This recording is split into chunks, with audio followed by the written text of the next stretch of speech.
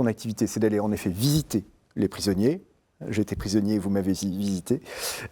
Donc c'est ce qu'il va s'acquitter avec une grande régularité dans les 3 établissements dont on a parlé.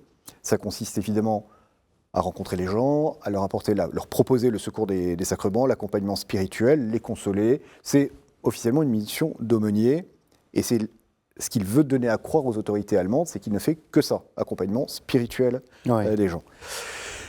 Très rapidement, il est aussi amené à accompagner les condamnés à mort et les suppliciés. Première victime accompagnée, c'est Jacques Bonsergent, station de métro parisienne aujourd'hui.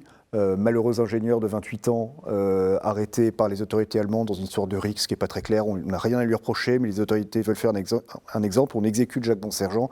C'est le premier homme qui accompagne l'abbé Stock. Et donc les choses vont aller s'amplifiant.